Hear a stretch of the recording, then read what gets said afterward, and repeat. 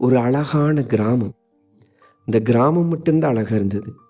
அங்க வாழ்ந்த முத்துவோட வாழ்க்கை பசியாலையும், வறுமையாலையும் பயங்கரமா ஒவ்வொரு நொடியும் வறுமையோட, பசியோட, ஏக்கத்தோட வாழ்நாள் போராட்டமா இருந்தது. அப்படிங்கிறத இந்த கதை சொல்லும். அழகான கிராமம்.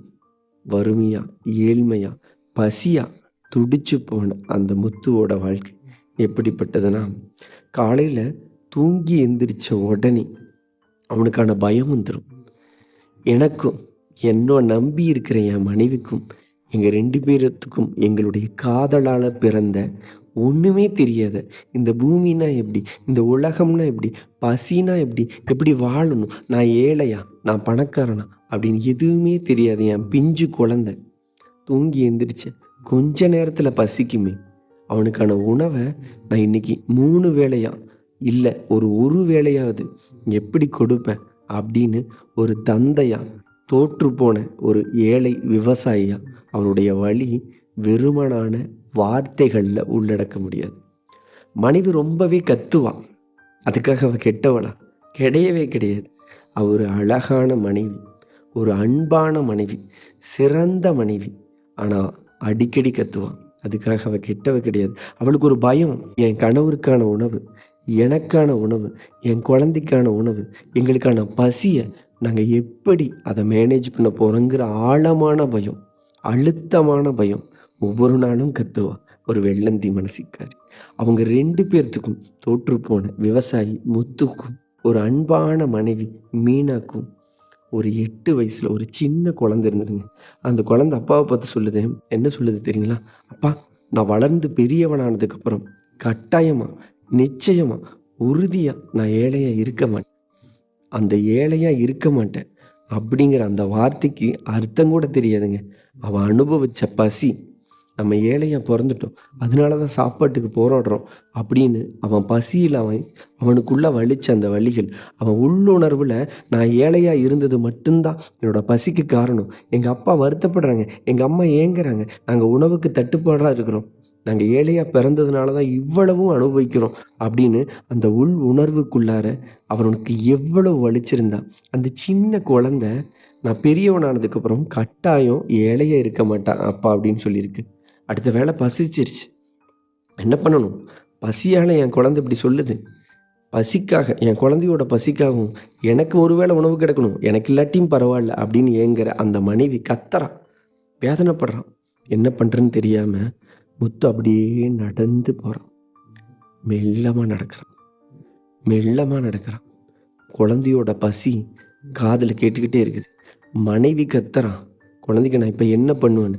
அந்த வார்த்தை அப்படியே அப்படியே வேகமாக, இன்னும் வேகமாக, இன்னும் வேகமாக, இன்னும் வேகமாக தோற்றுப்போன ஒரு விவசாயி, சாப்பாட்டுக்கு ஏங்குற ஒரு விவசாயி, பாவப்பட்ட மனிதனை இந்த உலகத்தில் பிறந்து விட்டமே, என் குழந்தைக்கு ஒரு சரியான அப்பாவை இருக்க முடியலையே, ஒரு வேளை உணவு கொடுக்க முடியலையே அப்படின்னு நினச்ச அந்த மனுஷன் வேகமாக நடக்கிறான், இன்னும் வேகமாக நடக்கிறான். எவ்வளவு முடியுமோ மூச்சிறைக்க அவன் உயிர் போனால் கூட பரவாயில்ல, ஒரு வேளை உணவை அவனவே நம்பி இருக்கிற அந்த மனைவிக்கும் அந்த குழந்தைக்கும் எப்படியாவது கொடுத்துடணும்னு ஒரு ஏக்கம். அவனோட உள்ளுணர்வு அப்படி சொல்லுது. ஓடுறான், ஓடுறான், வேகமாக ஓடுறான். திடீர்னு ஒரு அழகான வீடு, ரொம்ப பிரமிப்பாக இருந்தது. பேரளவில் பிரம்மாண்டம், கிட்டத்தட்ட ஒரு அரசவை மாதிரி இருந்தது. ஏன்னா அது பணக்காரங்க வாழ்கிற வீடு. நிச்சயம் அந்த வீட்டில் நிறைய பணம் இருக்கும். அந்த பணம் அந்த பாவப்பட்ட முத்துக்கு தேவைன்னு நினைக்கிறீங்களா? ஒருவேளை உணவு ஒரு டப்பாலையோ, ஒரு குண்டாலையோ, ஒரு பால்தீன் பையிலையோ கொஞ்சம் கை நிறைய அள்ளிக்கிட்டுமா, என் மனைவிக்களவா, என் குழந்தைக்களவா, கொஞ்சமாயினும் அள்ளிக்கிட்டுமா அப்படிங்கிற ஏக்கத்தோடு அந்த வீட்டுக்குள்ளே போகிறோம். சத்தம் கேட்டு திருடன் தான் வந்துட்டானோன்னு நினைக்கிறாங்க. முத்து திருட போனானாங்க. ஒருவேளை திருட்டா கூட இருக்கலாம். அந்த உணவு குழந்தைக்காக எடுக்கப்பட முத்து போன விஷயம் இருக்குல்ல, அது திருட்டா கூட இருக்கலாம். ஆனால் அவனுக்கு அது திருட்டுன்னு கூட தெரியாது. என் குழந்தை பசிக்குது, என் மனைவி கத்துறான், ஒருவேளை உணவு எனக்கு வேணும், நான் இரவலாக வாங்கிக்கிறேன் அப்படிங்கிற உணர்வுகளோட போன அவனை அந்த வீட்டில் இருந்த ஒரு வயசான நபர் அவனை ஒரு திருடனாக நினச்சி, யார் ராணி யார் ராணி அப்படின்னு தள்ளும்போது, ஐயோ கூச்சலிடுறாரு, ஐயையோ! கத்துறாரே! ஏதாவது பெரிய பிரச்சனையாயிருமா? நான் திருட தான் வந்தேன்னு நெனச்சுக்கிட்டாரோ? ஐயய்யோ! நான் திருடன் இல்லையே! என் குழந்தையோட பசிக்காக வந்தேனே! என் மனைவியோட பசிக்காக வந்தேனே! எப்படி இவருக்கு புரிய வைப்பேன்? அப்படின்னு தடுமாறுறான். என்ன பண்றதுன்னு தெரியல. ஐயய்ய! சத்தம் போடாதீங்க, சத்தம் போடாதீங்க, சத்தம் போடாதீங்கன்னு சொல்ல சொல்ல அவர் சத்தம் போட்டுக்கிட்டே இருக்கிறாரு. டக்குன்னு ஐயா கம்முனு இருங்க அப்படின்னு இவன் தள்ளி விடுறான். தள்ளி விட்ட உடனே அந்த முதியவர் கீழ விழுகிறார். கீழ விழுந்த அந்த நொடி அவர் அதே இடத்துல மரணிச்சு போறார். ரொம்ப வயதானவர் இல்லையா? முத்து கொஞ்சம் அப்படி தள்ளுன அந்த ஃபோர்ஸ்ல அவர் கீழ விழுந்து படாத இடத்துல அடிபட்டு அவர் அந்த இடத்திலே உயிர் நீத்து போறார்.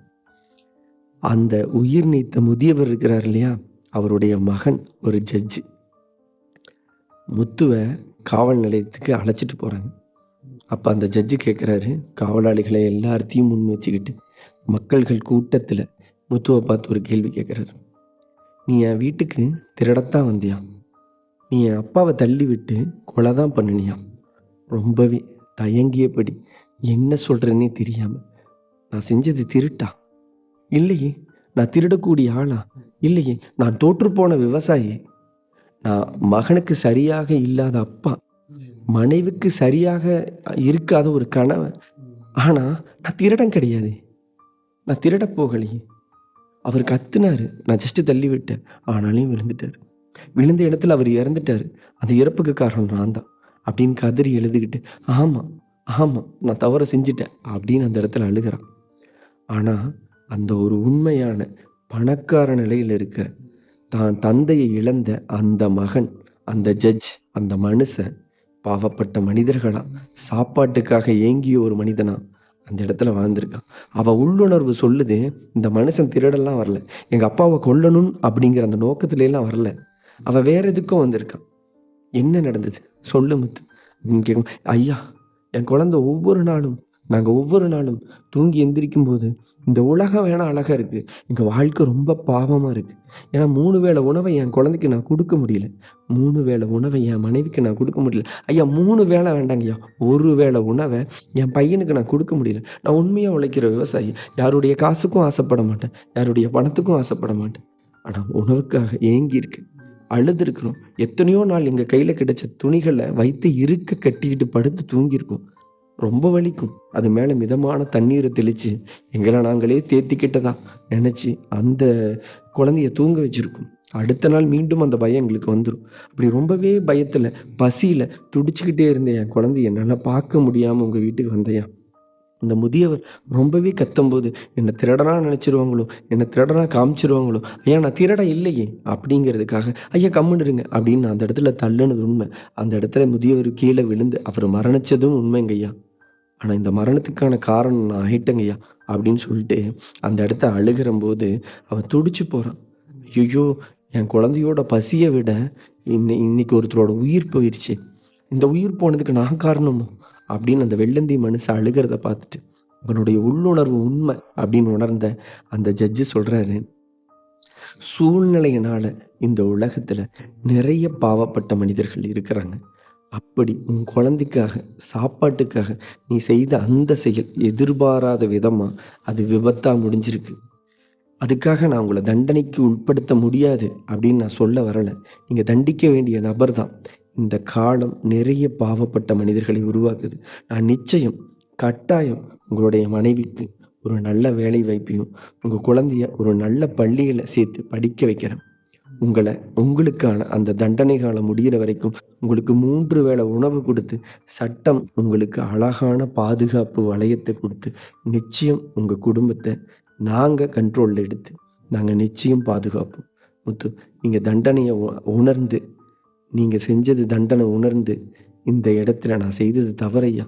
என்னோட என்னோட அந்த ஒரு சின்ன செயல்னால ஒரு முதியவர் இறந்துட்டாருன்னு ஒரு ஆத்மார்த்தமா வருத்தப்படுறீங்க இல்லையா? உங்களுடைய தண்டனை காலத்த எவ்வளவு குறைக்க முடியுமோ, அவ்வளவு குறைக்கிறேன். அப்படின்னு சொல்லிட்டு, இறந்த முதியவர், தான் அப்பா இறந்திருக்காரு. என் அப்பாவோட சாவுக்கு நீ தான்டா காரணம் அப்படின்னு கோவப்பட வேண்டிய ஒரு இடத்துல இருந்த அந்த மனுஷன், அவனும் பாவப்பட்டவன். எங்கேயோ ஒரு மூலையில, ஒரு வேளை சாப்பாட்டுக்கு ரொம்பவே கஷ்டப்பட்டு தான் இன்னைக்கு மிகப்பெரிய பணக்காரனா இருக்காரு. அவருடைய உள்ளுணர்வு சொல்லியிருக்கு, இவன் உண்மையாவே திருடன் இல்ல. கொலை பண்ணணுங்கிற அந்த நோக்கத்துல வரல. இந்த உலகத்துல எல்லா மனிதர்களும் பாவப்பட்டவங்க தான். ஏதோ ஒரு சூழ்நிலை அவங்கள ஒவ்வொரு இடத்துல, ஒவ்வொரு கோணத்துல வெவ்வேறு மாரியான திருட்டுகளும், செயல்களையும் செய்ய வைக்குது. அதுக்காக இந்த செயல்கள் எல்லாமே தவறு, எல்லாமே சரி அப்படின்னு நம்ம பகுத்து பிரிக்கிறத விட, எல்லா பாவப்பட்ட மனிதர்களும், இந்த பூமியில பிறந்த எல்லா பாவப்பட்ட மனிதர்களும் பாவம். சூழ்நிலைகள் அவர்கள் செய்யப்படுது. அவங்க செய்யக்கூடிய தவறுகளுக்கு நிச்சயம் கட்டாயம் தண்டனை வேணும். அந்த கட்டாய தண்டனையோட பாவப்பட்ட அந்த மனிதனுடைய அந்த ஏக்கங்களும், அவனுடைய சூழ்நிலைகளும், அவனுடைய பசிகளும் அந்த சட்டத்தால ஏற்றுக்கொள்ளப்பட்டு, இந்த நீதிபதி போல அவங்களுடைய குழந்தைக்கு ஒரு நல்ல கல்வி, அவங்க மனைவிக்கு ஒரு உணவு, முத்துக்கான வாழ்க்கை, அடுத்த முத்து வெளியே வரும்போது அவங்களுடைய குடும்பத்துக்கான சரியான வாழ்க்கை பாதையை அமைச்சு கொடுத்த அந்த நீதிபதிக்கு இந்த கதையின் மூலியமா ஒரு மிகப்பெரிய ஹேட்ஸ்அப்பை சொல்லிட்டு இந்த வீடியோ பார்த்துட்டு இருக்கிறேன். நீங்க சொல்லுங்க. பாவப்பட்ட இந்த மனிதர்களுடைய வாழ்க்கையில ஒவ்வொருத்தருக்கும் ஒவ்வொன்று நடக்குது. உங்களுடைய வாழ்க்கையில என்னெல்லாம் நடந்திருக்குதோ, அதை என்கிட்ட சொல்லணும்னு நினச்சிங்கன்னா, மறக்காம கமெண்ட்ல சொல்லுங்க. நான் உங்களுக்கு ரிப்ளை பண்றேன். அடுத்த ஒரு வீடியோல, அடுத்த ஒரு கதையில சந்திக்கலாம். பாய் மக்களே.